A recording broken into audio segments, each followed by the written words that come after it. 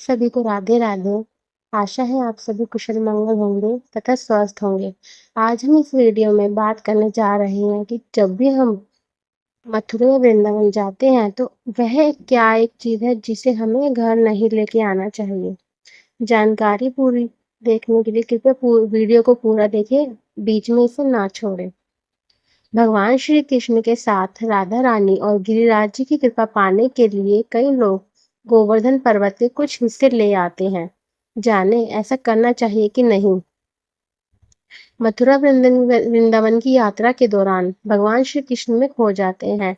यहाँ पर श्री कृष्ण की जन्मस्थली से लेकर रास लीला शामिल है। अनेकों मंदिर मौजूद हैं जहाँ पर बांके बिहारी के दर्शन करके हर भक्त का मन वाग विभोर हो जाता है।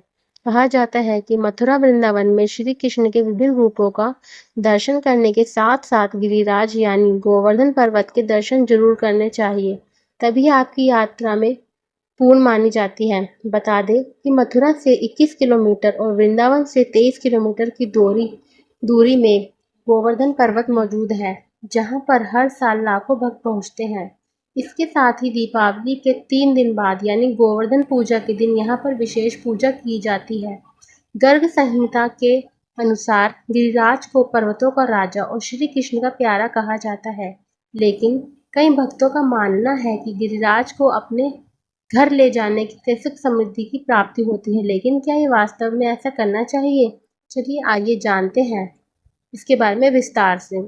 श्री कृष्ण को गिरिराज बहुत प्यारे हैं। गर्ग संहिता के गिरिराज खंड के पहले अध्याय में लिखा है, अहो गोवर्धन साक्षात गिरिराजो हरिप्रियः तत्समानं न तर्तहि विदिते भूतले दीनिहि। गोवर्धन पर्वतों का राजा और कृष्ण का प्यारा है। इसके समान पृथ्वी और स्वर्ग में कोई दूसरा तीर्थ नहीं है। स्वयं श्री नारद जी ने बताया है गिरिराज जी का महत्व। गर्ग संहिता के गिरिराज खंड के अध्याय 7 में गोवर्धन पर्वत के बारे में स्वयं नारद मुनि ने कहा था। उन्होंने कहा कि समूचा गोवर्धन पर्वत सभी तीर्थों में से श्रेष्ठ है। वृंदावन साक्षात गोलोक है और गिरिराज को उनके मुकुट के रूप में सम्मानित किया गया है। श्री कृष्ण के मुकुट का स्पर्श पाकर जहाँ की शीला का दर्शन करने मात्र से मनुष्य देव शिरोमणि हो जाता है, गोवर्धन की यात्रा करने से कई गुना अधिक फल की प्राप्ति होती है। इसके साथ ही जो व्यक्ति गोवर्धन पर्वत के उच्च कुंड में स्नान कर ले, उसे कई यज्ञों के कराने के बराबर पुण्य फल की प्राप्ति होती है। गर्ग संहिता के गिरिराज खंड के अध्याय 10 में लिखा है कि जो व्यक्ति गोवर्धन में होने वाले यज्ञ में उत्तम दक्षिणा देता है, वह स्वर्गलोक के मस्तक में पैर रखकर भगवान विष्णु के धाम चला जाता है। क्या गिरिराज जी को घर लेकर आना चाहिए? गर्ग संहिता के गिरिराज खंड सहित कई पंडितों का कहना है कि ऐसा बिल्कुल भी नहीं करना चाहिए, क्योंकि गिरिराज वृंदावन का मुकुट है और राधा रानी गिरिराज पर्वत के बिना नहीं रह सकती है। धरती पर जन्म लेने से पहले राधा रानी से श्री कृष्ण से कहा कि मुझे कोई ऐसी जगह चाहिए जहाँ शांति हो और मैंने एकांत में रास कर रख सकूं। ऐसे में भगवान कृष्ण ने अपने हृदय की तरफ देखा और वहां से एक तेज पुंज निकला और फिर इससे गोवर्धन पर्वत बना। इस पर्वत में सुंदरता ही सुंदरता थी।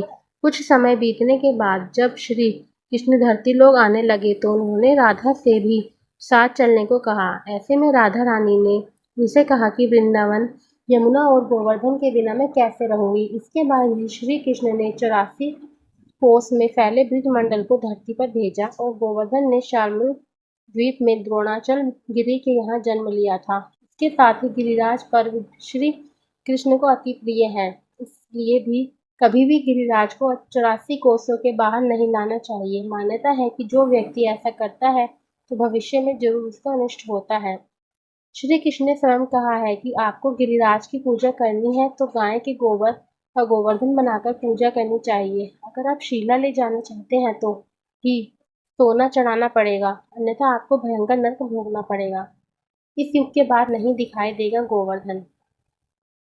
गर्ग संहिता सर्ग 2 अध्याय 2 श्लोक 50 में लिखा है कि गोवर्धन का उच्चतम आकार 80 फीट है, लेकिन पुलस्त्य ऋषि के शाप से पहले ये 16 मील का था। ऐसा कहा जाता है कि कलयुग के 10,000 साल बाद गोवर्धन नहीं दिखाई देंगे। यावत भागीरथी गंगा, यावत गोवर्धनो गिरिः तावत् कालेः प्रभाववस्तु भविष्यति न कदाचित्।